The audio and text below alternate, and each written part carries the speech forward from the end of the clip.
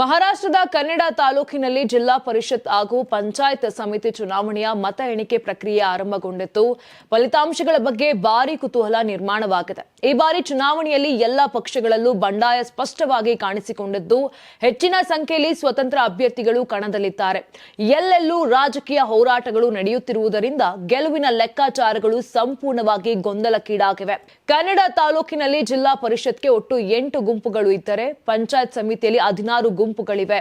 ಆದರೆ ಈ ಚುನಾವಣೆಯ ವಿಶೇಷತೆ ಎಂದರೆ ಪಕ್ಷಗಳಿಗಿಂತ ಅಭ್ಯರ್ಥಿಗಳ ವೈಯಕ್ತಿಕ ಪ್ರಭಾವವೇ ಹೆಚ್ಚು ಕೆಲಸ ಮಾಡಿರೋದು. ಇನ್ನು ಅಭಿವೃದ್ಧಿ ವಿಚಾರಗಳಿಗಿಂತ ಸಂಪತ್ತು, ಅಧಿಕಾರ ಹಾಗೂ ಸ್ಥಳೀಯ ಹಿಡಿತ ಪ್ರಮುಖ ಅಂಶಗಳಾಗಿ ಪರಿಣಮಿಸಿವೆ.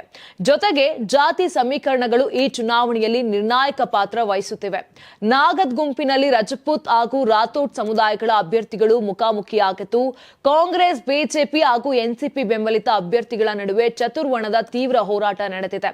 ಇಲ್ಲಿ ಪಕ್ಷದ ಗುರುತುಗಳಿಗಿಂತ ಸಮುದಾಯ ಬೆಂಬಲವೇ ಫಲಿತಾಂಶ ನಿರ್ಧರಿಸುವ ಸಾಧ್ಯತೆ ಇದೆ. ಚಿಂಚೋಳಿ ಗುಂಪಿನಲ್ಲಿ ಬಿಜೆಪಿ, ಶಿವಸೇನೆ, ಹುಬಾತ, ರಾಷ್ಟ್ರೀಯವಾದಿ ಕಾಂಗ್ರೆಸ್ ಮತ್ತು ವಿಕಾಸ್ ಅಘಾಡಿ ಅಭ್ಯರ್ಥಿಗಳು ಕಣದಲ್ಲಿದ್ದಾರೆ. ಬಹುಪಕ್ಷಗಳ ಸ್ಪರ್ಧೆಯಿಂದ ಮತಗಳು ವಿಭಜನೆಯಾಗುವ ಸಾಧ್ಯತೆ ಹೆಚ್ಚಿದ್ದು, ಅಚ್ಚರಿ ಫಲಿತಾಂಶಕ್ಕೂ ಅವಕಾಶ ಇದೆ.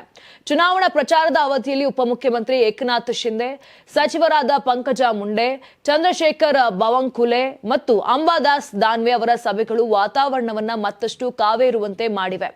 ಗ್ರಾಮ ಸಭೆಗಳು, ಮನೆ ಮನೆ ಪ್ರಚಾರ ಸಭೆಗಳು ಮತ್ತು ಹಣದ ಶಕ್ತಿಯ ಬಳಕೆ ವ್ಯಾಪಕವಾಗಿ ಕಂಡು ಬಂದಿತ್ತು. ಸ್ವಜನ ಪಕ್ಷಪಾತ, ಹೊರಗಿನ ಅಭ್ಯರ್ಥಿಗಳ ವಿರುದ್ಧದ ಅಸಮಾಧಾನ ಮತ್ತು ಜಾತಿ ಲೆಕ್ಕಾಚಾರಗಳು ಪ್ರಚಾರದ ಪ್ರಮುಖ ವಿಷಯಗಳಾಗಿ ಉಳಿತಿವೆ. ಒಟ್ಟಾರೆ ಈ ಚುನಾವಣೆ ಪಕ್ಷಗಳ ಗೆಲುವಿಗಿಂತ ಸ್ಥಳೀಯ ರಾಜಕೀಯ ಶಕ್ತಿಯ ನಿಜ ಚಿತ್ರಣವನ್ನ ತೋರಿಸಲಿದೆ ಎಂಬ ಅಭಿಪ್ರಾಯ ವ್ಯಕ್ತವಾಗುತ್ತಿದೆ. ಯಾರಾಗ್ತಾರೆ ಎಂಎಲ್ಎ ಅಭ್ಯರ್ಥಿ 2028 ಶೀಘ್ರದಲ್ಲೇ. ಪ್ರತಿದಿನ ಒಂದೊಂದು ಕ್ಷೇತ್ರದ ಟಿಕೆಟ್ ಆಕಾಂಕ್ಷಿಗಳ ಸಂಪೂರ್ಣ ಮಾಹಿತಿ ಪೊಲಿಟಿಕಲ್ ಜರ್ನಲಿಸ್ಟ್ KM ಶಿವಕುಮಾರ್ ಅವರಿಂದ. ಕರ್ನಾಟಕದ ನಂಬರ್ 1 ಡಿಜಿಟಲ್ ಮೀಡಿಯಾ ನಿಮ್ಮ ನೆಚ್ಚಿನ ಕರ್ನಾಟಕ ಟಿವಿಯಲ್ಲಿ ಮಾತ್ರ. ನೀವು ಸಣ್ಣ ಆಗ್ಬೇಕಲ್ವಾ? ಅದು ಒಂದು ಉತ್ತಮ ಆಹಾರದಿಂದ ಸಣ್ಣ ಆಗ್ಬೇಕಲ್ವಾ? ಪ್ರತಿದಿನ ನಮ್ಮ ಜೀನಿ ಸ್ಲಿಮ್ ನ ಯೂಸ್ ಮಾಡಿ ಯಾವುದೇ ಸೈಡ್ ಎಫೆಕ್ಟ್ ಇಲ್ದಂಗೆ ನೀವು ಸಣ್ಣ ಆಗ್ತೀರಾ.